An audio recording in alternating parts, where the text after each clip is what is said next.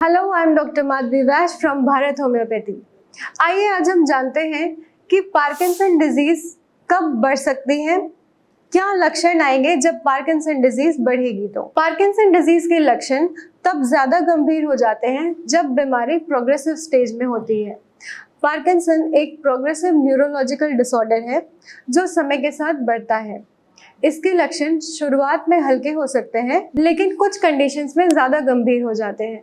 जब पार्किंसन के लक्षण गंभीर हो जाते हैं तो पेशेंट को बहुत ज़्यादा थकावट महसूस होती है, मूवमेंट बहुत ज़्यादा अफेक्टेड हो जाता है, उसके शरीर में ट्रेमर कंपन महसूस होता है, बहुत ज़्यादा रिजिडिटी आ जाती है और मूवमेंट स्लो हो जाता है। फिर उसके बैलेंस और वॉकिंग प्रॉब्लम्स भी आती हैं, चलने में दिक्कत होती है, वो अपने शरीर को बैलेंस नहीं कर पाता, गिरने की टेंडेंसी बढ़ जाती है। फिर हम बात करते हैं फ्रीजिंग एपिसोड्स की। चलने में रुकावट आती है, ऐसा महसूस होता है जैसे पैर जमीन से चिपक गए हों। अब हम बात करते हैं कॉग्निटिव डिक्लाइन की। जब पेशेंट में ये बीमारी बढ़ती है तो उसके अंदर डिमेंशिया, कंफ्यूजन या मेमोरी लॉस भी शुरू हो सकता है, वो चीज़ें भूलने लग सकता है। फिर हम बात करते हैं मूड डिसऑर्डर्स की।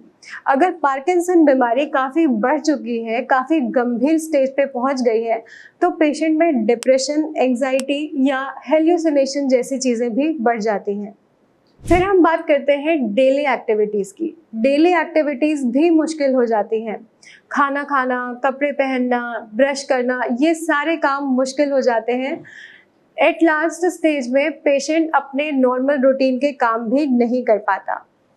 इस बीमारी के 5 स्टेजेस होते हैं। सबसे पहला, हल्के लक्षण सिर्फ एक तरफ।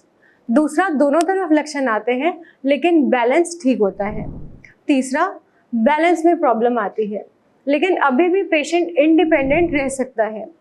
फिर आता है स्टेज 4, जो कि बहुत मुश्किल होता है चलना, दिनचर्या में मदद चाहिए होती है। फिर आता है 5th स्टेज, जब पेशेंट या तो व्हीलचेयर या तो बेड बाउंड हो जाते हैं, फुल टाइम केयर की ज़रूरत होती है। अगर आप या आपका कोई जानने वाला भी पार्किंसन जैसे बीमारी से सफ़र कर रहा है तो ये इन्फॉर्मेशन शायद आपके लिए फ़ायदेमंद होगी। होम्योपैथी में इसका एक बहुत अच्छा ट्रीटमेंट है जिससे हम पेशेंट के सिम्टम्स को काफ़ी अच्छी तरीके से मैनेज कर सकते हैं।